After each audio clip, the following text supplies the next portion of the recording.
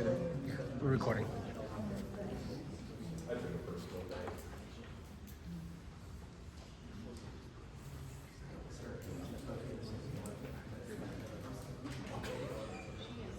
All right, is everyone ready? All right, I'm gonna take that as a sign of yes. But before we begin, I would like to thank all of you guys for being in here in person. Obviously, it's never a public forum if there's no public here. So I would like to thank you guys all for taking time out of your day to be a little bit more educated and hopefully take our opportunity to see all of our wonderful candidates on display.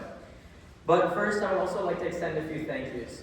First, I would like to thank the Poland Public Library for graciously offering us this wonderful space on such a short time frame, because I know that everything was super fast based off of how the amount of time we had to work with it. But I would also like to thank my Poland speech and debate coach, Spencer Humphreys. He's the one with all of the refreshments, and he brought all of the tablecloths, and he set up everything. So I'd like to thank them a lot. And I'd like to thank the library staff, specifically them in the back. They helped a ton with getting us our time and our ability to have this room for you guys right now. But I don't want to delay too much because I know it was only 45 minutes, so we're going to keep going. But us at Succeed, we believe in public policy transparency at the highest degree. So the three of us here today are going to be monitoring your guys' debate. First, hi, I'm Arjun Tooley. I don't think I introduced myself, unfortunately, but hi, I'm Arjun Tooley. I'm a junior and I go to Poland Seminary High School, so I'm right here in the village living with all of you guys. And then we have our Mason Sylvester sitting right here. Mason, you want to say hi? Hi everybody, I'm Mason Sylvester. I'm a junior at Howard High School, and I've been working with these two for quite some time. And then lastly, we have, you might have seen him in the news for his 36 ACT on WKBN, but we have Evan Brockway. Want to introduce yourself? I'm Evan Brockway. I'm a senior at Ursuline High School. I've been working with Succeed Debate for about a year now, and I'm really excited for this opportunity.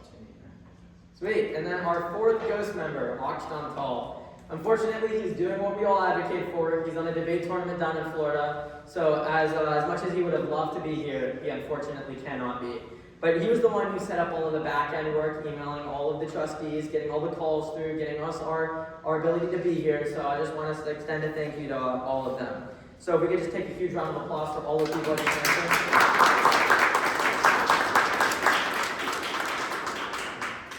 Sweet, let's begin. First, we're going to be going over some formalities just to make sure that everyone understands how the debate is going to work. It's going to be 45 minutes, unfortunately 40 minutes now that I'm running a little bit late, but there will be three sections to today's debate. First, we're going to start with getting to know all of the candidates so you know who you guys are voting or talking to. And then second, we're going to be looking at policy stances. And then third, we're going to be closing up with the ability for them to have a final focus to you voters and explain why exactly they're fit for the position. And then after the end of, we're going to ask each question to all four candidates, and we're going to give them the allotted time to respond. And after all of them have used their allotted time to respond to the question, we're then going to have a rebuttal phase, because obviously, again, it's not a debate unless they can talk to each other. So we ask the candidates that if you guys want to rebuttal to any one of the speakers or policy positions, you guys just please raise your hand, or you guys raise something so we know that you guys want to be called on. But we're going to each give you guys 30 seconds to 1 minute to respond to any position that you guys would like. Does this sound clear, all of you guys? Sweet, sounds good. And we ask, obviously, that the candidates do not interrupt one another and make sure that today's debate doesn't turn into a screaming match. Otherwise, unfortunately, I'm going to have to pull out this thing, which I don't want to pull out. But yeah, just happy debating. All right. So for our first section, we're just going to get to know the candidates and who they are. So we're going to have for our first question, we want each candidate to tell us about their life outside of politics. Each one is going to have a minute to start. So Mr. Dinopoulos, I believe, is that your name? Yeah. All right, thank you. Mr. Dinopoulos, you have a minute to explain your life outside of politics. Okay, my name is Larry Dinopoulos. I've been a dentist in Poland for the last 38 years. I am a 1981 graduate of Poland. I've lived here most of my life. I was born in Paris, France, however, so I'm a little nervous about ice. But I have a wonderful family. My wife Louise is in the back. My son Mitchell is in the back. I have another son, Cameron, who lives on Edna, and I have an adopted daughter from Guatemala. I've enjoyed my time in Poland. I've been a coach for Little League. I was president of, I don't know if that's political or not, Poland Baseball Association. It's really political, probably more political than anything else I've been involved in. And I look forward to answering your questions. Sweet. Thank you, Mr. Denopoulos. Next, we have Mr. DeMay. Good evening. Thank you for having us. Really appreciate it. Thank you everyone for coming. Frank DeMay, live in the community with my wife and 2 daughters, well, one of which is now in Columbus. She lives down in Columbus. I've been a police officer here in Poland Township, retired last April. I was the first school resource officer here in Poland back in 2002. About 10 years ago, I got into the business sector in logistics, working for a company out of North Carolina. Continued to work in police work during that time, both jobs for 8 years. So when I finally retired and told my wife that I was doing this, she said, why? And I said, well, because I only work 60 hours a week now and I'm kind of bored. So here I am, and I feel like it's a good thing that we have this debate, and wish everyone good luck on the panel. Thanks. Thank you, Mr. DeMay. Mr. Kempers. Thank you. Good evening, everyone. First of all, I want to introduce my family, my wife Debbie, my daughter Mackenzie, my daughter Ellie, and her boyfriend Aiden. Thanks for coming. So I started my career in the Poland schools in 1986. I was a 7th grade math teacher, and I taught math 7th grade. I coached track. I did the intramural program, and I coached basketball. Then, I was young. Dr. Zorn, our superintendent who just passed away, one of the greatest people in my life, asked me if I wanted to be a school principal, and I had never thought about it. So he said, go back, get your license, went back to Ashland for 2 years, and at age 31, I became principal of Dobbins Elementary School. Was there for 2 years, and then Dr. Zorn asked me to be the principal of Poland Union Elementary School, and we reopened that school after 11 years. So it was fun. We were like a family, all new staff, principal, busing, routines, and we were like a family. Spent 6 years there, and then Dr. Zorn called me on the day that my daughter was born, Ellie, and asked me if I could be the principal of McKinley Elementary School, and I did that for 15 years. At that point, I was age 53, decided to retire, liked it for the first month, was bored the second month, and I knew I was too young, so I did a couple other things, but one of the things I never thought I would ever do was to run for township trustee, but that's how I got here. Thank you, Mr. Kempers. Okay, the last person we have is Mr. Zembauer Jr. Thank you. Mike Zembauer. I'm born and raised in Poland. I'm a 2000 grad. My mom and my wife Ashley are here. I have 4 children that are not here with the babysitter, the other grandma. They're 3, 6, 11, and 23. As a profession, full-time, I'm a business consultant. I'm also a small business owner. I own a couple businesses. I'm an entrepreneur, philanthropist.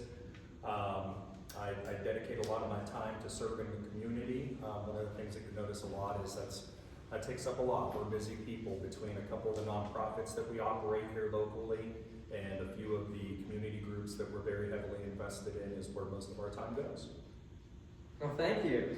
Thank you all. The second question that we have for all of you guys is going to be, why do you guys think you guys have the expertise for this trustee role? We're going to give you guys each another minute to explain your position. But just a quick clarification for the debate purposes. I just realized that if I can see the stopwatch and they can't, then that's going to be an issue. So what I'm going to do is when they have 10 seconds left, I'm just going to hold up my hand just so that they understand that they have, when the time is coming up. None of you guys went over the time limit, just making sure because it just came to me. But yeah, Mr. Denopoulos, you can start with why you think you have such the expertise for such an important role. So for the last 16 years, I've had the privilege of serving on the Poland School Board. I was involved with the hiring and evaluation of 4 separate superintendents, 2 treasurers. I was involved in right-sizing the district, eliminating and closing 2 schools that weren't being utilized, and essentially moving the district from a $4 million deficit to an $8 million surplus around 2015. And we sit right now at about a $9 million cash balance. So I've been very fiscally responsible. I've made tough decisions that I've made enemies for based on needing to show leadership skills. And I think that qualifies me for moving on to the township. It's an important role, and I'm sure as we'll get into, there's some fiscal issues going on with the township. There's some other issues that I think I'm highly qualified to handle. Thank you, Mr. Donopoulos. Mr. Demain? Yes, I think mine is a couple different things. Number one is I've worked in the township for 25 years. So I know the township, I know the neighborhoods, I know the people, I've patrolled the streets. Each neighborhood has its own unique character about it, be it in the village, in the heavily neighborhood area around the high school, or all the way out on the east end of the township in our North Hill. Each of those areas are very unique, know them extremely well, so that gives me the knowledge to know how the township operates. I've also worked with the road department. Obviously, we work hand in hand with them, and also zoning, we work hand in hand with them, which is obviously the biggest part of being a township trustee. More on that, on the business side of things, one of the things that I do at my current employer is operational efficiency. So large accounts, multi-million-dollar accounts, we go in, a team of us, or sometimes it's just myself, and there's only so much revenue that we have that we can operate with. It's the same thing in government. I've heard them say before in government that it shouldn't run for a business because it's not for profit, but at the same time, it's not for loss either. So I have that skill set, and I think that's very important to township government. Thank you, Mr. Demain. Thank you. Mr. Kempers? Thank you. Well, like I explained, I was a school principal, and actually Poland brought me back 4 years ago, so I've been a school principal for 27 years. And what I found is the skill set that's needed for a principal is very, very much like a township trustee. You care for people, you respect people even when you don't agree with them, you try your best for them, you care for them. As a trustee, someone has a problem with water at the house, you go to the house, you get back to people. We try to get back to people within 24 hours.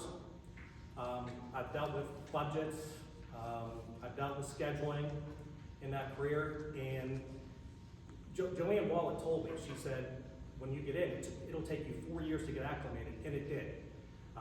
After 4 years, you feel pretty good about it. I've now done 2 terms, feel pretty comfortable, and I love working with Joanne and Eric. We respect each other even when we disagree. Thank you, Mr. Kempers. Mr. Zembauer? Do you mind repeating the question again? I Yeah. apologize. Yeah, no problem. So the question is essentially, why do you think you have the experience for such an important role for the community? Very good. You have 1 minute. Exercising a lot of humility because this gentleman has been doing the job for so many years. But I think that's important to recognize too, because when you talk about why you have the skill and experience to do it, there's a drastic learning curve, as Mr. Kempers had pointed out. And one of the things that I bring to the table is the fact that I had just recently left Poland Village Council and elected in November of 2021. Running a municipality is challenging. There's a lot of rules, boundaries, and guidelines that you have to follow, and it does take a lot of time to learn that. I'm very fortunate that during that time as a Poland Village Councilman and almost completing my 4-year term, that I learned how to do all of that. So when we talk about expertise and skill to do it, I've had a 4-year head start, and it's been a great experience, and that just combined with the business savvy and also knowing the community. Being here, growing up my whole life, and then being able to be in the community groups and know what people are looking for, just gives me some different perspectives. So, Thank you, Mr. Zembauer. I have a question. You indicated 10 seconds left right there? Yeah, since you guys. Okay, I didn't know what you were doing. Speech and debate head coach over there. That's what we do every Saturday. Thank you guys for your answers. And for our third question and our final question for this section, we're going to try to do something that most debates don't, and something that we think at Succeed Debate has been lacking in politics. We're going to ask each of you guys to take a minute to acknowledge the person that is on your left, Mr. Zembauer. You can do Mr. Donopoulos. And just acknowledge why you think they're fit for the position as well. So we think it'll help you guys understand why everyone thinks that, why you guys think you guys are fit. Mr. Donopoulos, you can start first. What am I'm supposed to brag about Mr. Demain? Yes. Yes, you are. I've been waiting for this for a lot of years. known Frank a long time. He's been a great police officer. He was our first resource officer that we hired at school. He does an incredible job with signs. He's hidden all my signs that are, puts his signs in front of mine so nobody can see my signs. I think he would be a terrific asset, especially with his police background. I don't see why people shouldn't vote for him except for I'm running, obviously. But yeah, he's a good guy. Thank you. Mr. DeMay. And I have Mr. Kempers, right? So we're going to the left. Okay. Yes. Well, listen, this is super easy for me because the first person I called when I was running, and I know this is being taped, and I know my wife is not here, but I will fall on the sword right now. But the first person I called when I was running was this guy to my left because I just respect him that much. His family has been like my family. His girls have been over our house, I don't know how many times, especially Mackenzie. We've been dear friends, like life.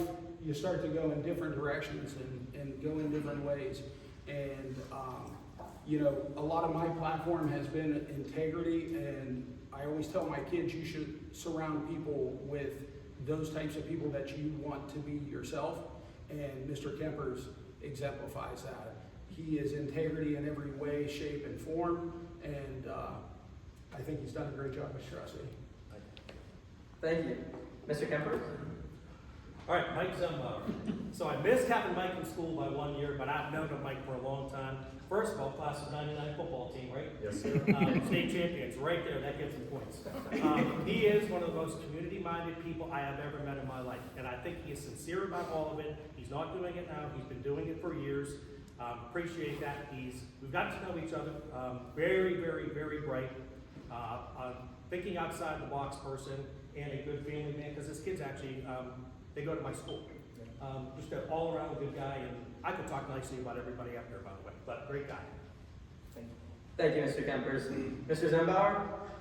Well, besides Larry's pleasant demeanor and the way that he lights up a room, I actually only know Larry a little bit, and that's from observing him at the school board meetings.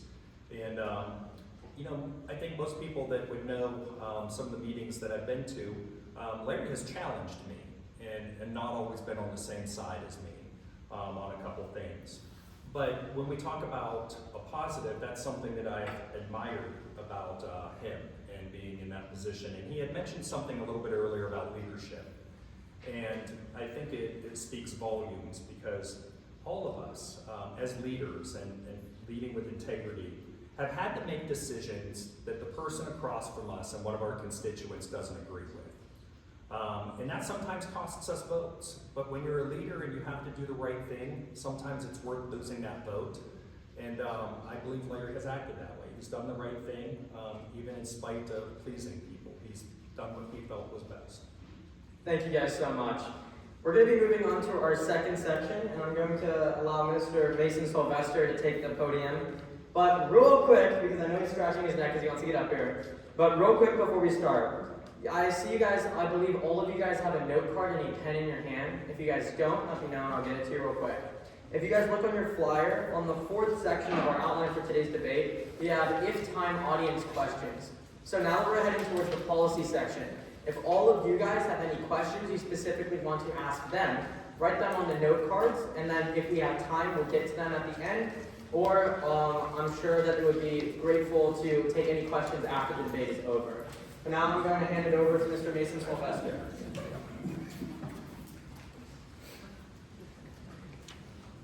Well, hello everybody.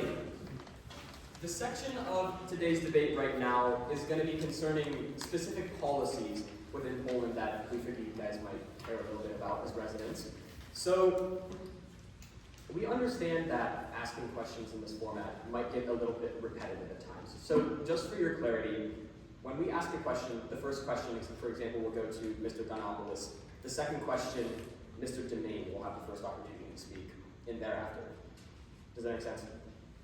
So our first section here is going to be about property taxes and general tax reform in Poland. And just for a little bit of context, some residents in political groups in Mahoney County have voiced growing frustration over rising property valuations and tax burdens in the community. Poland Township, as nice as it is, where most of the funding for road safety and all the services come from property taxes, discussion has begun about whether to reduce local property taxes in favor of alternative funding sources. So, Mr. Donopoulos, your question is first. Property taxes, as I've just stated, fund nearly every township service. That could be roads, police, fire contracts, among any others. If property taxes were to be reduced, what specific funding model would you support to keep the township funded appropriately? Okay. A couple of things with that, I'm going to digress a little bit. As you probably know, that the emergency levies with home schools is no longer legal, so we're going to lose that money, which is derived from property taxes. As far as property taxes for the township, I don't think any of the new legislation is going to affect the income coming into the township. However, there is the push to put that ballot on an initiative next year, which I think is going to get on the ballot, and I have a feeling it's going to pass because people are angry with the increased level of property taxes. So if they do away with property taxes or reduce property taxes, there's only really two ways to mitigate that. One is an increase in sales tax or an increase in income tax. The state is not provided any solutions. They want to eliminate or decrease property taxes, but they're not giving townships or schools any idea of how they can help mitigate that. Thank you. Thank you. Mr. Dumaine? Yeah, I mean, I think the biggest thing here is, is the unknown. What is going to happen if this were to take effect? I think Mr. Donopoulos hit the nail on the head as far as there is a head of, there is a group there that is pushing extremely hard for this to happen. The problem is, like anything else in life, if you do not have a contingency plan, right, then the first thing can't ever happen. There are laws that are going to prevent it from just going on the ballot and one day that all property taxes are gone. So that's number one, is there is no contingency plan. Number two, there are also different funding sources. So one that I've heard is, as we know in Poland is very divided. There's several areas. So do they combine those areas into one and make it a city? I don't know if that's the right answer. At the end of the day, it all comes down to seeing if it's going to pass and then working with elected officials above us to have a contingency plan. Thank you, Mr. Dumaine. Thanks. Mr. Kempers? Thank you. I had the same question last night when I was on WFMJ. I see both sides. I think there's going to be some change. Over the past 30 years, inflation has gone up an average of 2.75%. If you do the math on it, it means that the price of everything doubles every 25 years. My wife and I bought our home about 25 years ago. The value has doubled. Our taxes has doubled. It's in line. But the problem is, we don't have that money right now. It's not until we sell the house. And there's a lot of people in their 60s who want to retire. They're going to be on reduced income. So the good thing is, there's a discussion about this. It's going to be on the ballot. There's going to be tons of money on both sides for this. But I think they need to be careful because it's going to affect people differently. If they double the sales rate, which is what I heard, we just went to that, the sales tax rate. You gotta weigh that against how much you spend compared to your property taxes, and then how many people are going to go over the line to stop in Pennsylvania. If they do it with all income tax, they'd have to quadruple how much we pay, and then you'd have to see how much you pay per year, times it by 4 compared to your property taxes. So it might end up being a combination of all of them. If we get reduced funding, it's going to be reduced services at the township level. Thank you. And finally, Mr. Zimbabwe.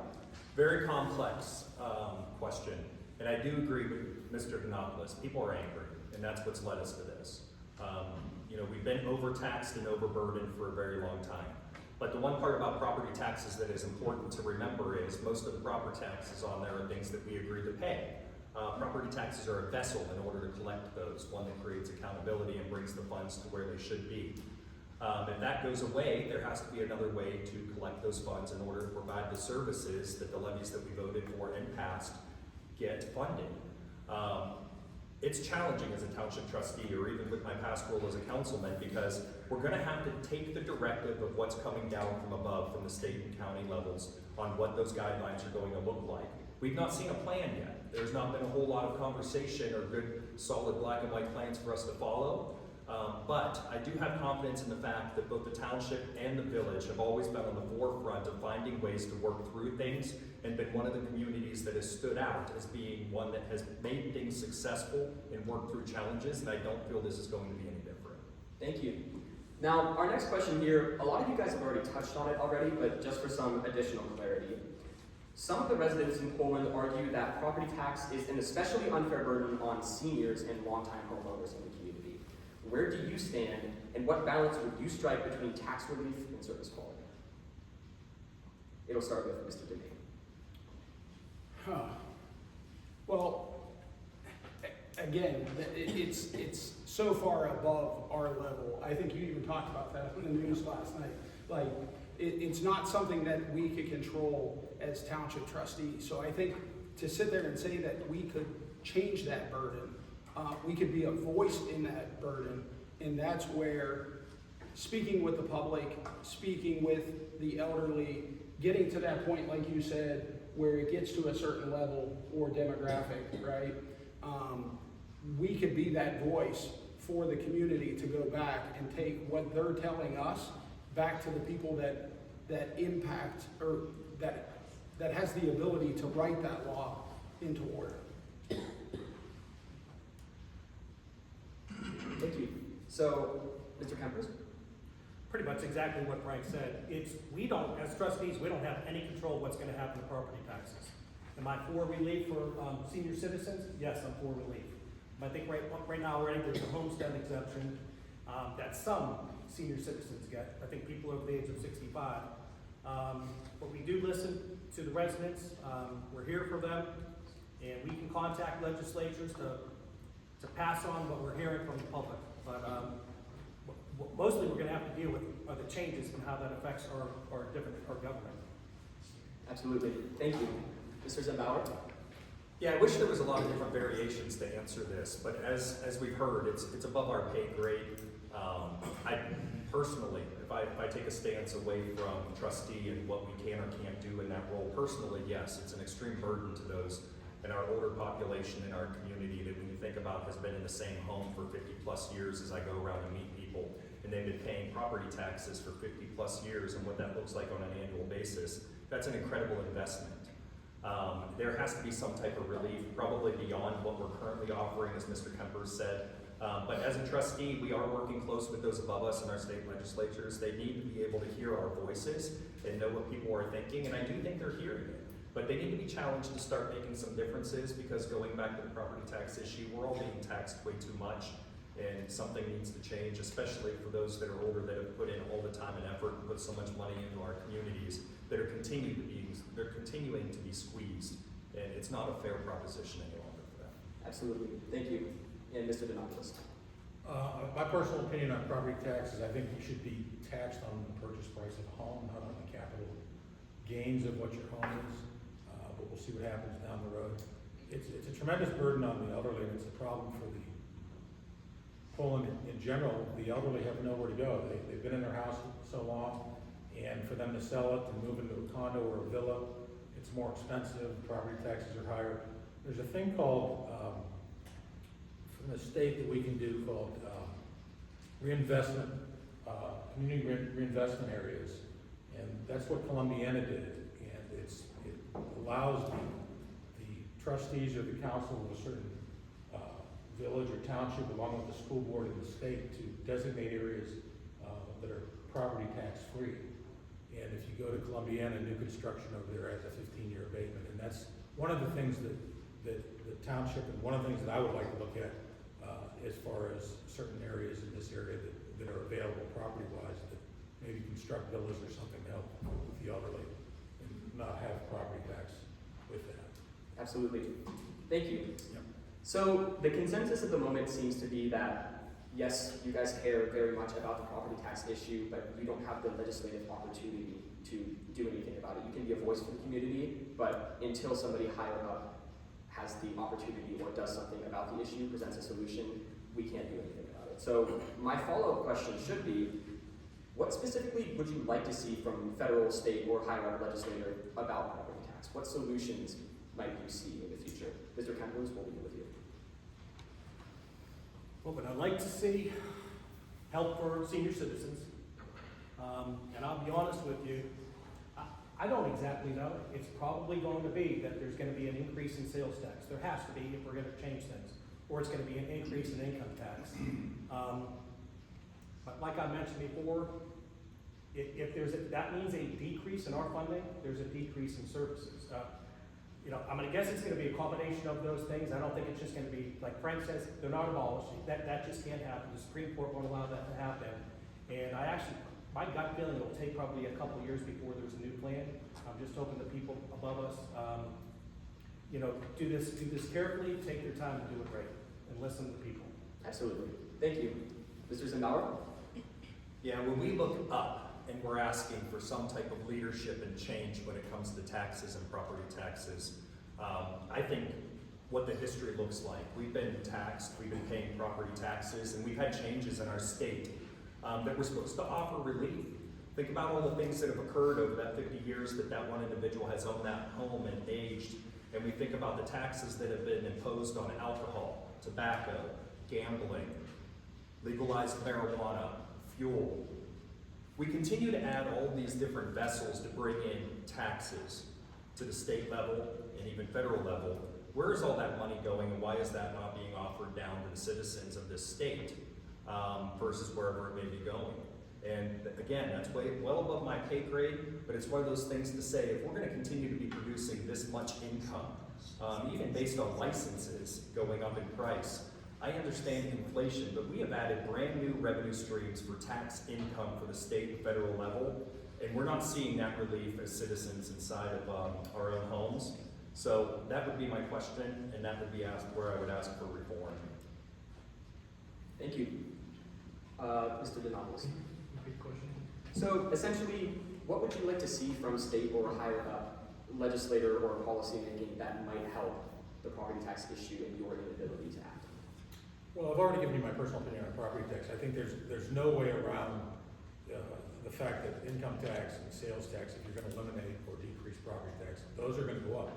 The beauty of those, though, is that you have the ability to decide how much you want to spend in terms of whether you're going to sales tax or whether you're going to go across the state line. Whereas with property tax, you're committed to that if you own your home. And if you look out west, I had a couple of patients who recently moved back to this area that lived in Seattle, and they were actually forced out of their home because they couldn't afford the property tax. They lived in a modest $200,000 home 20 years ago, now it's worth $1 million, and they can't afford the property tax, so they have to move. And you don't want to see that happen here, but it is a complicated issue. I don't think it's going to be a simple solution, but for those people looking at a reduction in property tax and I'm going to save money, they're looking at it the wrong way. They're going to end up paying the same amount of money. It's just going to come out of a different pocket. Thank you. Well, I will pick up right where he left off. So, in my current role, I travel a lot for work and go to different states from time to time to meet with customers. I go to states where there's no state income tax. The one thing that I've learned about doing that is, to everyone's point up here, is they're going to get theirs, meaning they need a certain dollar amount to be able to operate for either roads, fire departments, the different governmental branches that control that have a budget that they have to operate to. So to think like, one of the things that I had seen on TV quite a bit on this on the news was that if we get rid of the property taxes, then all of a sudden everyone's burden lessens. That's not true. That's not going to happen. Poland Township years ago kicked around putting a license plate levy on to generate more funds. And right away there was a kickback on that because young families that had multiple kids that were driving, they're saying, I already pay enough for car insurance and now you're gonna hit me with license plates. But it's still one of those things where the government has to manage a budget and they're gonna have to get theirs. Let me just make one real quick point. I don't know if the people in the audience are old enough to remember, but the village tried to put on a 0.5% income tax years ago. I don't remember how many years ago. Smith's name. And I think it passed. council and then was immediately voted out. So it's very difficult to change tax situations. Yeah, absolutely. So at this point, we've kind of gone through all of the questions we have on property tax. We'd like to extend you the opportunity to, only if you want to refute another one of the candidates' points if you have a different perspective, but you have 30 seconds to do so. Yep, perfect, thank you. So at this point, I'm going to be turning it back over to Mr. Argentuli. The next section is going to be zoning and land use decisions. Mr. Evan Brock. Hello, I am not Argentuli, as stated, I'm Evan Brockway. Our next session of questions is actually dealing with infrastructure, road, and maintenance within the township. So for a little bit of context, the Poland Township Road Department maintains 54 certified miles of roads, cul-de-sacs, drainage, and signage. Projects currently exist on Polo Boulevard, Denver Drive, and Meadowwood Drive, plus new stormwater infrastructure and camera systems have been installed in the township recently. So to Mr. Denopoulos, first question at the beginning. It's no secret that the township has... Mr. Kemper, it's no secret that the township has a considerable amount of transportation infrastructure. However, as infrastructure ages, how can the township better communicate maintenance schedules and project timelines to residents? Honestly, I think we're doing it. Can you repeat the question one more time? Of course. As infrastructure ages, how can the township better communicate maintenance schedules and project timelines to residents? I don't know if this is exactly answering it, but about 7 years ago, we put on a levy. Our roads were not in good condition. And the levy passed, and what we did is we issued bonds. And the reason we did that is so we could get all the money at once, because we knew if we did 1/7 of the roads the first year, and then another seventh, the people at the end probably weren't gonna vote for it. So we went in and we did almost all of the township roads. We obviously communicated that well because it passed. And most everybody got a good road. Since then, I think we've done a good job. We have an amazing road crew, 5 guys. They're unbelievable what they do. As far as potholes, we don't have many anymore. We don't pay a lot of overtime right now because of that. But just with storm sewers and catch basins, we do most of our own work. We use OPWC grant money. We use the Mahoning County road sales tax to continue to do 2 or 3 or 4 roads every year. We'll continue to do that. Redid our webpage about a year or 2 ago, and pretty much everything's on there. All right, thank you, Mr. Kempers. Mr. Zambala. Yeah, very similar to what Mr. Kempers had said. When we were working in the village with our road levy, it was always scheduled. Did it a little bit different than the township. The township did everything in one clean sweep, which I thought was a great idea. In the village, we have a rotation, and that, of course, is always available on what roads are next. But we tried to do a little bit at a time based on the levy income coming in, and also working with other municipalities in order to combine the work in order to lower the costs overall. So when I was with Poland Village Council, we were typically doing somewhere between 2 or 3 up to 5 different roads at a time on a rotation and a schedule, with the attempts of potentially finishing up at the end and then starting back at the beginning again.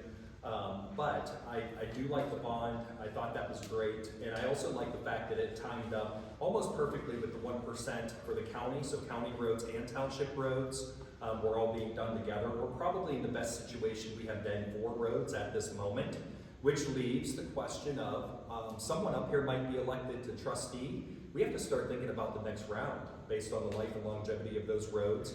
It might be a different layout than what our current trustees did, but we have to be prepared for those. And we have a couple different strategies we can use, but we should know that it's coming and be ready for it. All right, thank you, Mr. Zambala. Mr. Denopoulos. Repeat the question. As infrastructure ages, how can the township better communicate maintenance schedules and project timelines to residents? So if it's a communication question, I mean, obviously, you've got the website, and trustees need to go out and communicate what needs to be done. We need to hear from the constituents to see what problems they're having, because as a trustee, you don't know all the neighborhoods and that kind of thing, obviously. I'm looking at the financials. It looks like the road and bridge takes in about $600,000 a year, and it looks like they outlay about $600,000 a year. So they're spending money, they're getting money, and they're putting it towards good resources. I think the levy is up, right, soon, Ed? Honestly, don't know. I think the levy is up this year with regard to the roads. Oh, I'm sorry, it's paid off. So the levy's over. If the levy's off, you're gonna save about $80 on Yeah, so- $100,000. That's done, we did not renew it. So they didn't renew that levy, and so there's the opportunity for trustees, if they want to renew that, put it towards whatever projects they want, obviously. But it's $80 per I 100,000 think that's about it. coming off your taxes. Thank you. All right, thank you, Mr. Demopoulos. Mr. Demain. I think as far as communication goes about our roads, it goes full circle with everything that the trustees need to do. And one of the things that I would do if I got in as trustee, I do this a lot at work, is put project plans together. So you have both low-hanging fruit and maybe not so much low-hanging fruit where things are maybe a little more expensive, timely. But I would like that to be out there. You guys do have the website, which I think is great. I think we could build off of that website and put some more stuff on there.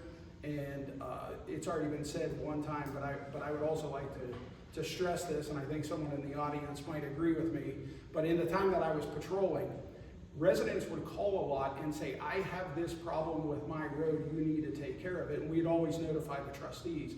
But please keep in mind that in our township, there are county roads, there are township roads, there are county roads, and there are state roads, which are not all controlled by the township board. All right, thank you, Mr. Kempers. So we see the candidates here discuss a lot of levies and fundings. Sorry. That was Mr. Demain. Oh. It's okay. Apologies. So we see the candidates here discuss levies and funding. So the next question, many paving projects rely on Mahoney County sales tax and grants. Mr. Zembauer, should the township continue this model or continue new local levies to gain independence from county funding? That's a good question. I mean, we, as a township, we implement our own levies to pay for our own things, and at a county level, they implement their own levies to cover their own expenses. I'm not certain there's a whole lot of overlap there on the expenditures. So should we be self-sufficient? Yes. Are we? I believe so. With the police and our fire levies, controlling that, and our road levies, controlling our roads, our administration being covered for the expenses we have there. I believe we're fairly self-sufficient. Outside of that, I also feel that we have opportunity, and we do seize quite a bit of it on reaching out to funds beyond the township, especially with some of the grants that we've secured or that Ed and his peers have secured for some of our park projects and art funds. So I wish I had a better answer for that. That's what I'm thinking on that, so I apologize. All right, thank you, Mr. Zembauer. Mr. Demopoulos? So I think the finances are a concern for the township right now. I'm not sure what Mahoney County, how they help us, but the township revenues have been about $1.4 million a year for the last 4 years. And in 2021, the general fund expenses was $843,000. And in 25, it's $1,363,000. And I think we started deficit spending in 22. You may know this better than I do. The fund balance, the cash fund balance at the end of 21 was $1,176,000. And the fund balance as of 2025 is $212,000. With regard to the police, their budget was $1,034,021. It's $1,500,000 now. And the trustees transfer $400,000 and $500,000 a year to offset that. So as far as levies go, I think you're going to be looking at levies in the future based on the finances that we're finding ourselves in the not too distant future. Thank you, Mr. Demopoulos. Mr. Demain? I want to take the advantage of you giving that question one more time. Of course. Many paving projects rely on Mahoney County sales tax and grants. Should the township continue this model or consider new local levies to gain independence from county funding? I mean, I think the short answer is no, because as Mr. Zembauer said, it's two different funds. It's absolutely two different funds. You can't go in and take county money, right, or money that's earmarked towards the county to fix their roads, abolish that money to put it into township money just to fix township roads. As I said earlier, you have state roads, you have county roads, you have township roads. They're all governed and taxed independently and different, and that's very important. I don't see how one could be taken away and another one put in place, is my stance on it. All right, thank you, Mr. Domain. Mr. Kempers. You gotta repeat it one more time. Of course. It's a good question. Many paving projects rely on Mahoning County sales tax and grants. Should the township continue this model or consider new local levies to gain independence from county funding? Well, we rely on how Public Works grants for our roads. If they're invaluable, we get matching funds for them, so we'll probably always continue to do that. And then, I don't know how many years ago, because time goes by fast, 4 or 5 years ago, Mahoning County road sales tax, it's passed. It was 0.5%. It has been invaluable to us. I think it brings in about $400,000 a year that we can use for township roads. But other than that, everybody is right on with this. Like, other than that, for our township roads, again, like Frank said, some are county, some are state. We are township roads. Yeah, we have to rely on our own funds, other than what I said. But to be honest with you, we don't need to pass a levy anytime soon. We just had an engineer come in and he did a road assessment of all the roads and said that the roads are still in very good condition. We have at least like 7 to 10 years left with all the roads. So we shouldn't be asking for any money for the roads. All right, thank you, Mr. Kempers. Unfortunately, we are running a little low on time for the infrastructure, roads, and maintenance section, so I'm going to turn it back to Mr. Argentulli over here to start with our questions from the audience. Well, first, before we start with the questions from the audience, we're going to do that third section on your guys' flyer, which is the final appeal. So each candidate is going to have 1 minute and 30 seconds, basically to get through all of the jargon, basically just sum up why exactly that all of the voters should vote for them. So we're going to start with Mr. Who just spoke last? I'm sorry. Okay, we're going to start with Mr. Denopoulos here. What am I supposed to do? You have 1 minute and 30 seconds to basically just explain your ballot as to why you think they should vote for you. Just final appeal. Well, I think I've made friends and enemies over the last 16 years, so there's not a whole lot for me to embellish on. My reason for running is I feel like I have strong leadership qualities that would benefit the township. Some of the things that I would like to see happen is, obviously, I think we all four support the library staying here. I think that's a given. I don't think, to the dismay of maybe the library people in the back. I'd also like to see the sidewalk to schools continue. We put the sidewalks in, the township put the sidewalks in on 170, I don't know how many years ago, but it'd be nice to see that continue on Klingon Road to the high school and on 170 all the way to Harvest Run. Seeing the young kids on scooters and people walking, and it would be a nice, safe thing to do.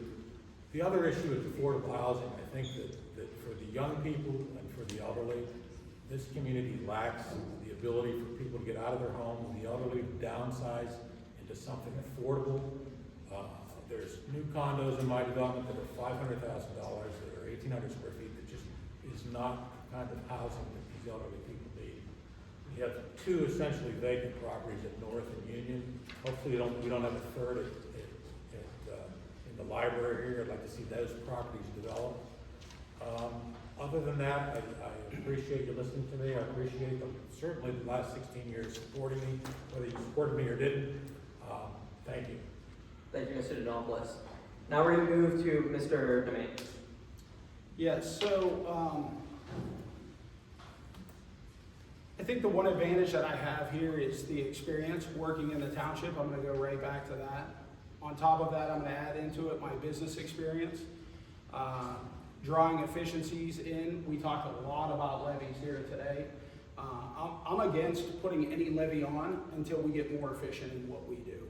I think we could work on procurement, purchasing of procurement, different parts for the township, pricing, RFPs, requests for pricing on things, buying things better instead of just spending more, because we have it, but spending a little smarter. That would be number one. The library, of course, I've been to all of the library meetings. I see library folks here. I meet them every Saturday. I'm 100% for the library, okay? I think it's an absolutely gorgeous building here, but we have to be fiscally responsible as well. If they come back and say it's some ungodly number that we need to put in this library, we need to have another conversation about it or find a way to circumvent that or raise the funds for it. I'm the only candidate endorsed by law enforcement. I'm endorsed by the Fraternal Order of Police Steel Valley Lodge. So I think that's really important. I've been a part of leadership in Hunting Valley, and I've developed contacts outside of the borders of Poland, which is going to be very, very important. Thank you, Mr. Domain. Next, we're going to move on to Mr. Kempers. Thank you. So I've been there 8 years. I think we have a lot of good things going on. I've really enjoyed working with my fellow trustee, Joanne Wallet and Eric Angiro. They're incredible. We respect each other, even if we disagree with each other, even if we vote against each other. What we deal with is nonpartisan.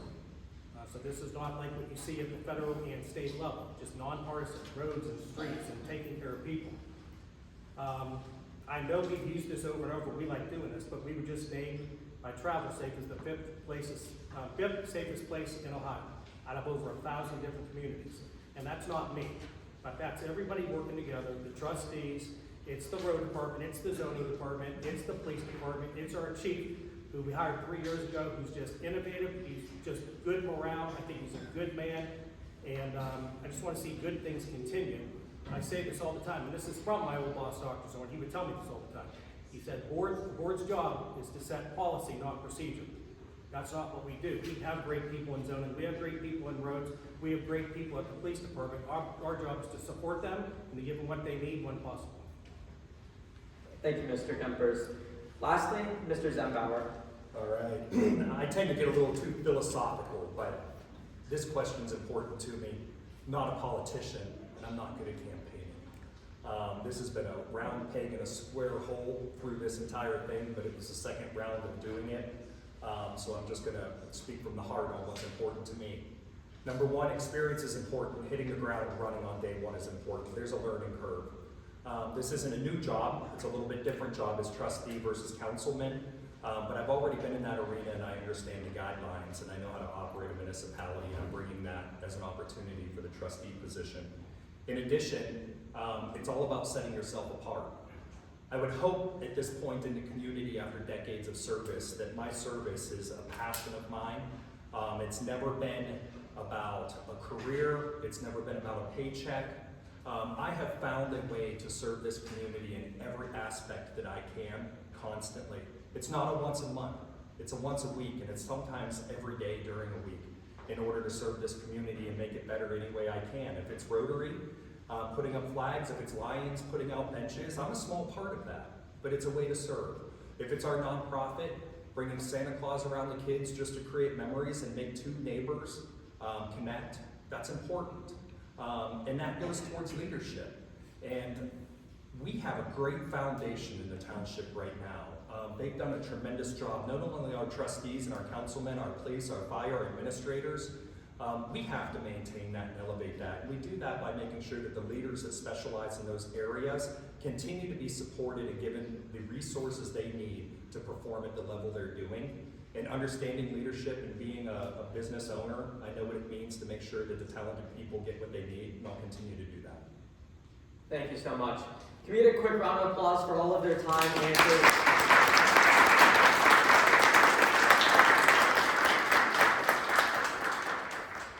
And I have two announcements. First, you guys see it at the bottom of the flyer. You guys know we're going to try to get some sponsors coming. But yeah, so we at 6-8 Debate, over the summer, the four of us, Alex is down in Florida right now, the four of us came together and we wanted to make an impact with our skills that we learned from speech and debate. Specifically, we do Congress, so we deal with legislation. So what we did is we came together and we were like, how are we going to get kids to ever get interested in looking at a piece of legislation? And our one thought process was, let's get them in a summer camp and let's feed them really good food. So what we have done over the last summer is we hosted a summer camp down in Struthers, and we hosted a summer camp down in the middle of the Youngstown Public Library. And we use libraries, so again, just like we are right now, we love the library. At the bottom, we would really appreciate any donations if possible. If not, remember this is just about them. So don't feel pressured at all, but any donations we use to fund food, and we use to fund to feed the children at these summer camps.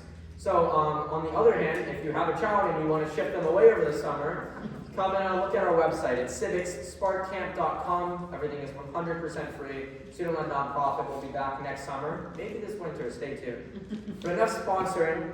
On your last and fourth section, there's audience questions if time. I know that 45 minutes was pretty short, so we're going to extend it by just 10 minutes, as long as Mrs. Brockway is okay with that. Okay, if any of you guys have to leave because of the allotted time period, feel free to do so right now, perfectly okay. But we do want to get in some of your guys' concerns. So my colleagues over here are going to go around and take all of your guys' note cards, and we're going to take 4 questions that we choose at random, and each of the trustees is going to get 1 question. So instead of giving 1 question to each of you guys, we're going to give you guys each 1 question that's all different, so we can hear the most amount of people in the shortest amount of time. And you guys are going to have 1 minute and 30 seconds-ish to answer it, since there's not going to be 4 minutes of elaboration on 1 question. I have a question. Yeah. Do both of these QR codes go to the same place? It's not 2 different donations, correct? It's the same donation, it's just... 2 different forms of payment? Exactly. Thank you so much. But yeah, checks getting made out to Asha Tully, my mom. I think she's right over there. So that's my mom. And then we have PayPal, that goes to Asha's mom. And then we have Venmo, which goes to Spencer. They're all going to parents because none of them trust us with the money. Okay, you guys can trust us. But yeah. So I believe we have all of your guys' note cards. So we picked 3 questions that we got earlier from you guys. And we're going to pick the last one. They're going to pick it and they're going to hand it to me. So figure it out, deliver it, and then hand it to me when I'm done with this. Okay. So, are any of you guys jumping at the bullet? Any of you guys want to start? Do we get a pass? You guys can pass it. Anyone running, or I'm just going to pick someone random? Pick them random. All right. Mr. Kempers.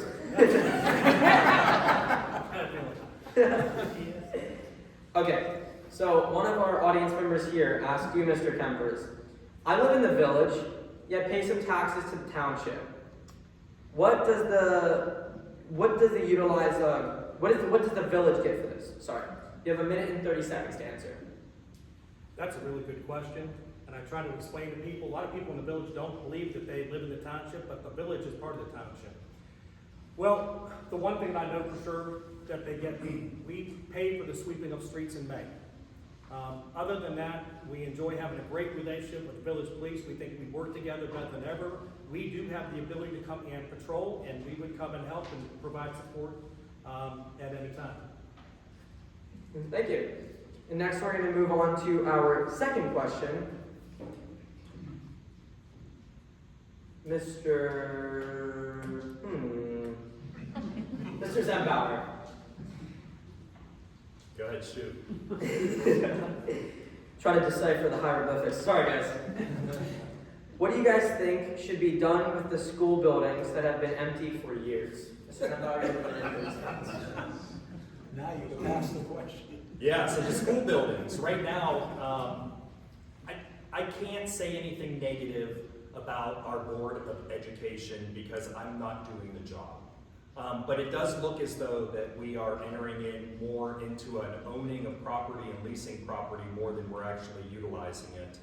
I am very happy with the fact that the schools are being utilized and being leased or used for training, so we're working through that.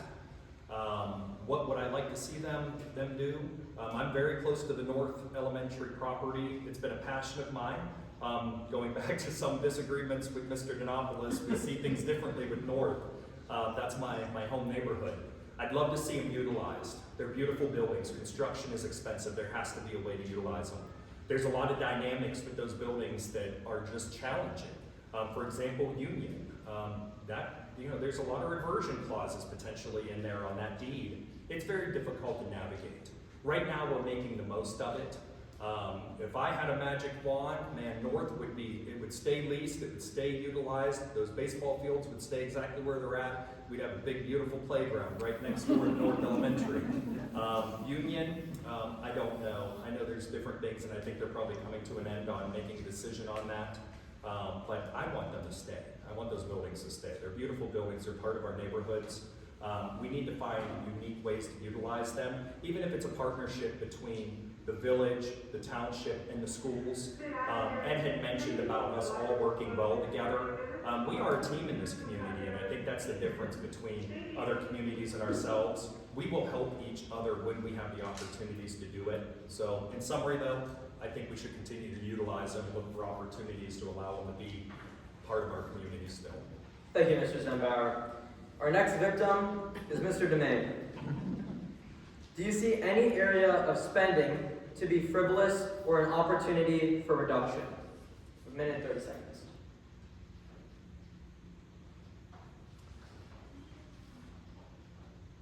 You know, if you pay for something, you expect a service. So in Poland Township, you pay for police, you pay for roads, you pay for zoning. I think everyone in this room can agree on one thing, because we're all here. This is an awesome place to live. I said on the news the other day, it's the greatest and worst thing about Poland is that no one leaves here. And I think you said it about affordable housing. I totally agree with you. Because there is no place for young families to come in right now to Poland. And it's why we have vacant school buildings. It's because we have an aging demographic that we have to look at and have to be able to work with. So as far as the spending goes, I think that right now we get the biggest bang for our buck, as they say, in the amount of tax dollars that come in and what we do with them. I think though that the one thing is, can we stretch that dollar to go a little bit further is what we need to look at. I'll go back to my purchasing comment. Could we buy the tires for our police cars a little bit cheaper? Can we negotiate different cost of things? Can we lessen the burden, like we have a dump out here? Can we get free trash for residents or reduce trash rates? When I was walking door to door, I heard from people on the Struthers border and the Lowville border how they get cheaper trash than us. I think it's about making the dollar go further for our residents is the most important part before we ever put a levy on or talk about it again. Thank you, Mr. Demain. Lastly, Mr. Donopoulos. Your question is, if you support the Poland Library, what have you done to help? Well, to be honest, I've done nothing but come to the meetings and voice my concern about the public library. I don't know what we as citizens can do, but just support the idea that we want to keep it here. You avoided me on the school building question. Why don't you take an opportunity to answer that one? No, that's all right. I think it's really important, you know, we have a nice turnout here, but one of the issues that I've always had being on the school board is nobody comes to meetings. Nobody cares until there's a problem that affects them. And this library is a beautiful building. And if they choose to move, what's going to happen? At the library meeting, they said they'd sell it. Well, they also said it was $8 million worth of repairs needed. As a business owner, I don't know any business that's going to come in here and buy the building and then dump $8 million into it. We have very limited commercial businesses in this community. And we have very little support for commercial businesses. We don't have, I think the village is still dry, isn't it? There's no restaurants, there's nothing like that. So, you know, the fact that a brewery is gonna come in here, it's just not gonna happen. So I think it needs to be a grassroots effort by the village and the community to make it known that we want this building to stay here and we want the library to stay here. That's all we can do. Thank you so much. One last round of applause for all of their answers.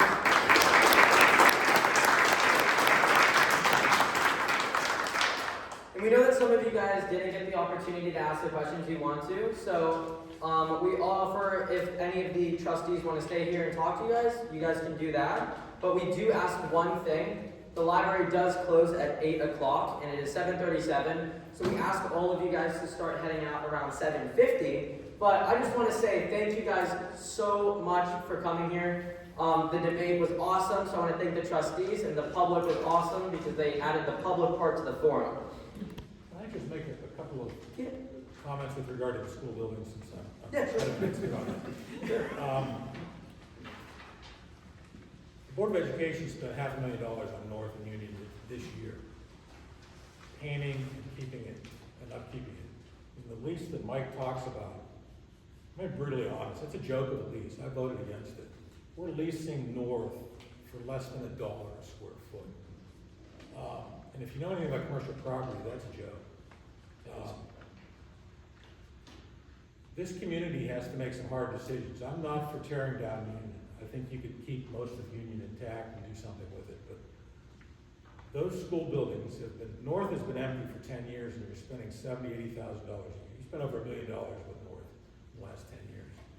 And people have to come to grips with progress and moving forward. And those two issues are big issues for this community, not just the people up here, but for you guys to decide what needs to be done there and what's going to happen to those school buildings, because 10 years from now, we're going to be talking about it. I talked about it for 10 years on that school board. School boards change. People had different ideas. And until there's a community outreach to do something, and if you're going to say save them, great, let's save them, but you better have ideas how you're going to save them.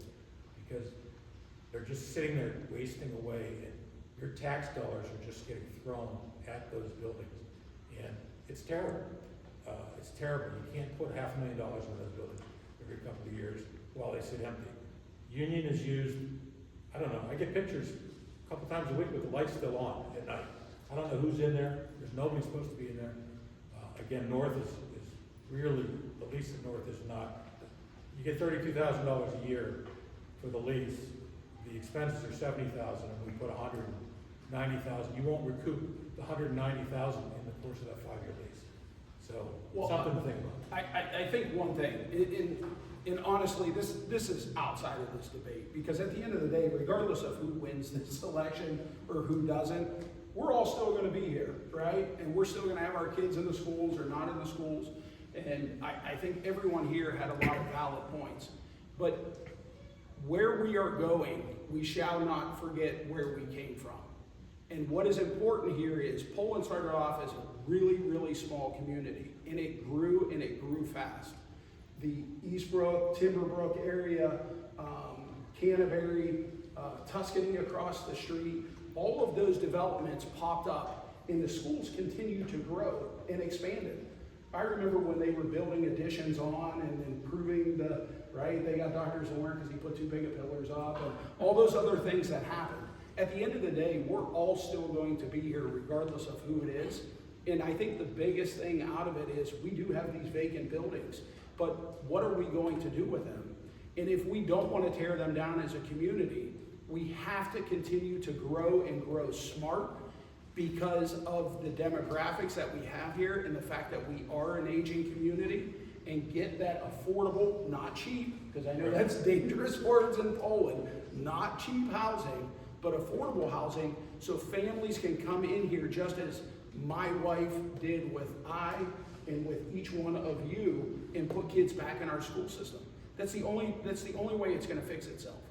But to say that our enrollment's gonna continue to go down and we're gonna let empty buildings sit and pay for them to have the lights on, it's not gonna work. It's not gonna work. And the enrollment 10 years ago, 2,800 students. We're down to 1,800, and it's not growing. It's plateaued there for the last 6 or 7 years. So. You gotta get families in houses. That's it. You gotta get good families. Just clarification on the school buildings, just as we had pointed out that there's county and state roads and township roads. Great question, great concern in the community, but there's also a divide there too. That's the Board of Education, that's the school system that manages those buildings, those are their assets. I wish from a perspective of village council or township trustee, well, I don't wish to be the one making the decisions, but they're not the ones making the decisions on those buildings. But it doesn't change the fact that we have to support our Board of Education and our schools to figure those things out.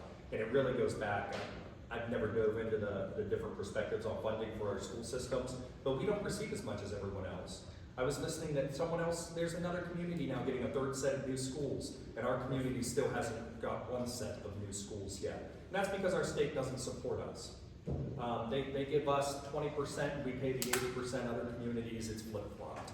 So, although outside the realm of Township Trustee, I think it's worth recognizing.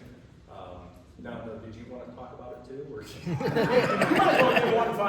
My school's been my whole career, but honestly, it's not my area of expertise, that part of school. Yeah.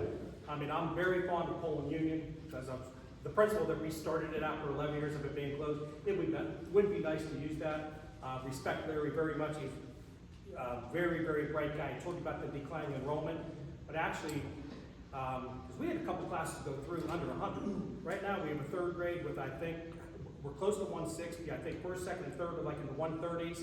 Our kindergarten's kind of small at 110, but we're hearing next year we're going to get a large group of kindergarten. I said this at the Lake Club. They're calling them pandemic babies. So I don't know if that's going to be a trend. Since I've been in Poland, I've seen this with our school population. It has done this. It never hits those peaks that we had. I heard maybe in the 70s. It had tons of kids. When I was at principal kid, we had 230 kids in the class. So I don't know. I would love to see Poland Union utilized. It's a decision that is not going to be of a township trustee. And just an observation, the Board of Education race is uncontested. And I'll make another note, all 5 of the board members that are elected on that school board were elected uncontested. Not one of them had any. So I appreciate all the people that are out here running the township. I think it gives you guys a lot of choice. I think there's 6 of us. I wish there was that for the school board, because I think having school board members that run uncontested doesn't bode well for the community. Thank you guys so much. Unfortunately, we're going to have to end it here. Thank you, our host.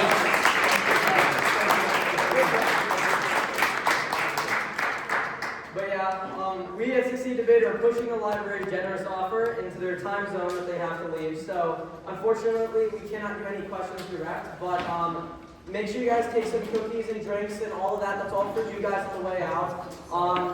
Yeah, thank you guys so much for all coming.